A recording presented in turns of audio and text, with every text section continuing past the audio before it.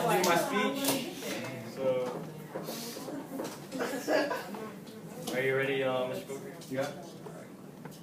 Let me get my.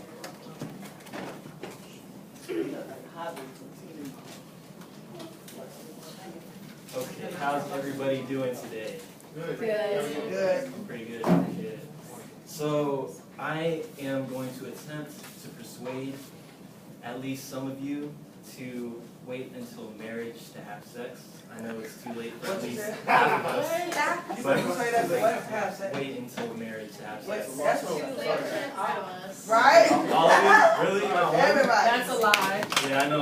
What time that There's is? at least one person in here, and props to you if you're waiting that long. Yeah. Good for you. So, the first negative effect, possible effect of not waiting until marriage to have sex is the large amount of STDs there are in this world, especially in the area that we live in.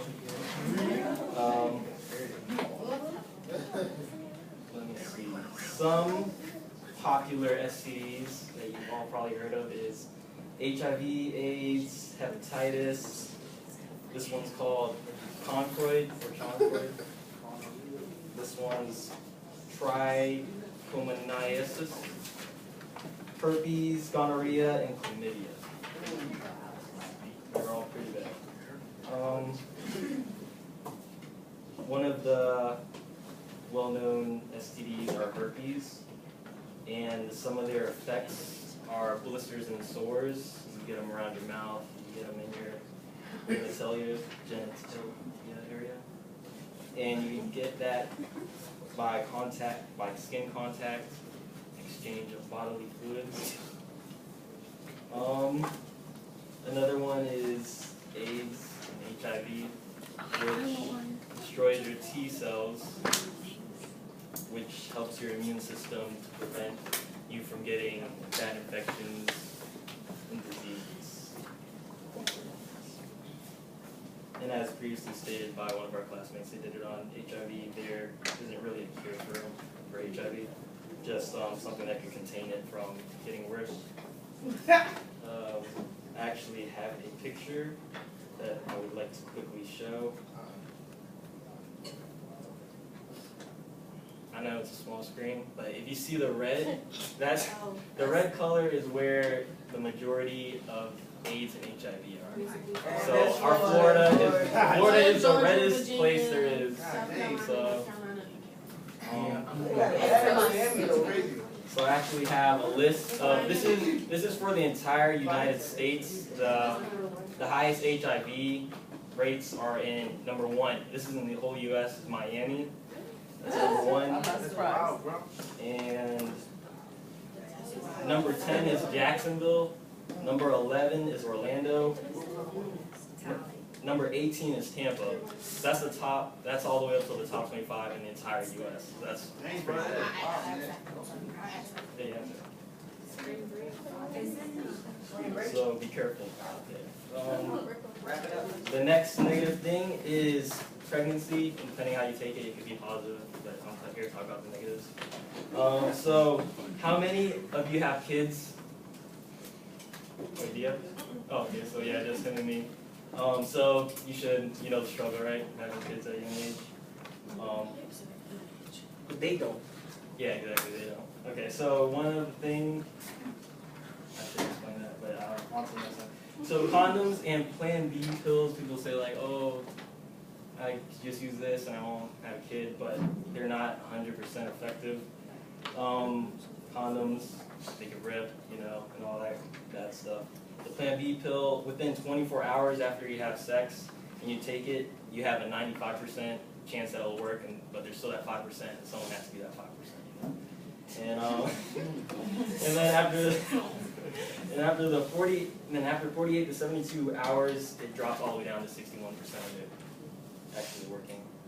So yeah, it doesn't always work. The next thing I would like to talk about that is a negative to having sex before marriage is financial stability that you probably do not have, considering we're all at a community college and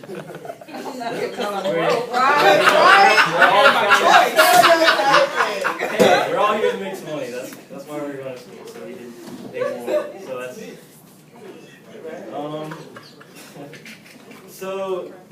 to a statistic taken in 2013, it costs about $245,000 to raise a single child until they're 18 years old. And I understand there's a lot of financial. 245,000. Yeah. To raise a kid? Until they're 18. Oh, Yeah. no. That's how I make And there is financial support, et cetera, but not everyone's going to qualify for it. So. I think about $44,000 a year. And I'm going to skip that one just because I think it's a little neat. No, Alright, okay, so another thing is if you have a child before out of wedlock, the child is considered to a lot of people illegitimate, and that's not a nice term. Yeah. So, yeah, and that's frowned upon by a lot of people, a lot of the older generation at least. Well, if you want to be technical, there's a lot of people in here who will be considered pastors, because a lot of parents say marriage. Yeah. I just think that's Not me. Yeah, I'm not saying I'm for it, I'm just giving an example from my perspective. That's not a nice. But it is a word. It's a legit.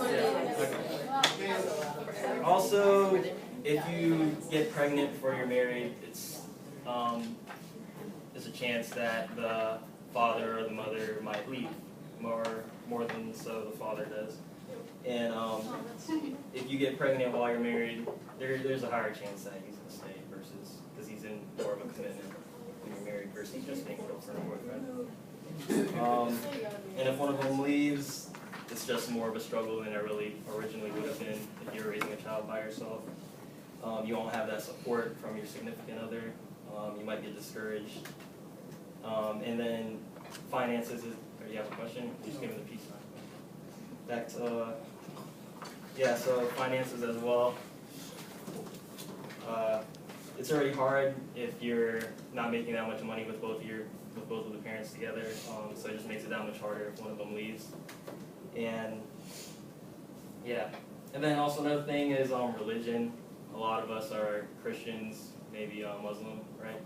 How many people are Christians, Muslims? If you're going to share information. Yeah, so that's against your religion if you don't originally know that you're supposed to wait until you're married before you have sex. But a lot of us look past that, whatever. Another thing is emotional scarring of having sex before marriage that a lot of us have experienced. Like you'll have sex with somebody for the first time, you're like, oh, I love them, da da da, and next thing you know, they're gone. So that's another negative effect. Yeah. So what I would advise is to wait until marriage to have sex. And if you're not a virgin, then there's not a problem with you just starting tomorrow. Like say, I'm gonna wait now. Yeah. And if you're in my position, like only Daniel is, good luck. It's not the way around. And to me. I'm 14 years ahead of you, buddy. Yeah. Any questions?